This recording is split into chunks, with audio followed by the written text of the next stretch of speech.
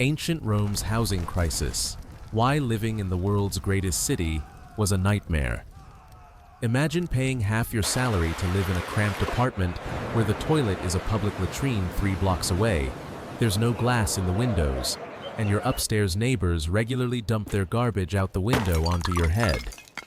Welcome to housing in ancient Rome, where even senators sometimes couldn't afford rent. The world's first skyscrapers were death traps.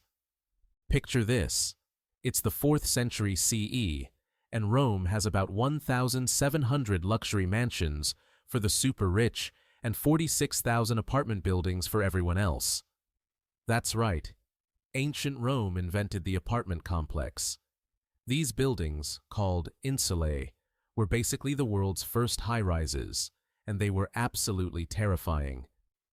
Your typical insula was 3 to 4 stories tall, sometimes 5 to 6 if the builder was feeling really ambitious or really greedy.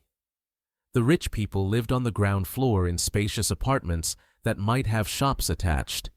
Everyone else got crammed into smaller and smaller spaces as you went up. The higher you lived, the worse it got. Top-floor apartments were so cramped that the poet Martial complained he couldn't even stand up straight in his room. It was literally under the roof tiles.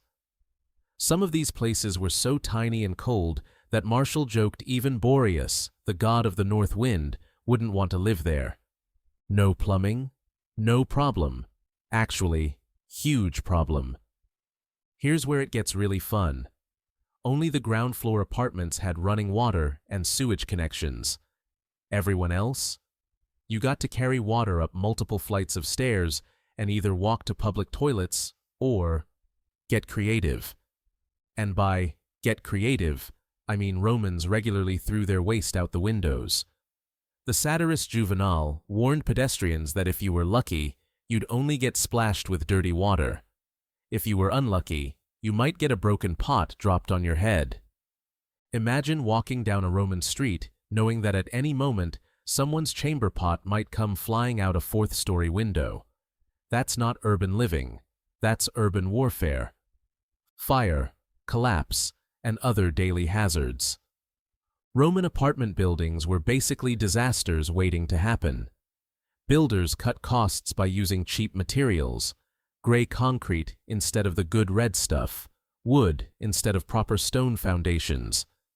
Streets were narrow, often less than 7 meters wide, so when one building caught fire, the whole neighborhood could go up in flames.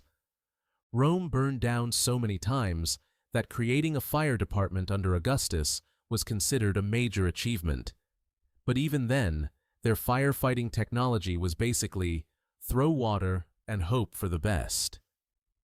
And if fire didn't get you, structural collapse might. Landlords frequently ignored maintenance until their buildings literally fell down.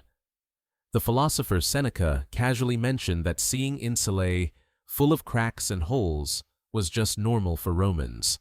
Living conditions that would make a college dorm look luxurious.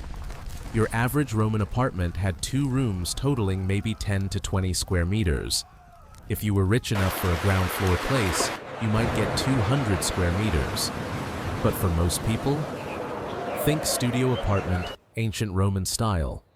No central heating, just dangerous charcoal braziers that filled your home with smoke and might burn the building down. No glass windows, just shutters you could close when it got cold, leaving you in total darkness. Lighting came from oil lamps that produced more soot than light. In winter, you had a choice: freeze to death or risk carbon monoxide poisoning. Summer wasn't much better. No air conditioning in cramped spaces under tile roofs. The poor had it even worse. They lived in basements, under staircases, or even under bridges. Government workers were sometimes allowed to sleep in public buildings. Imagine your office being your only housing option. Rent that would make modern New Yorkers weep. Roman rent was absolutely brutal.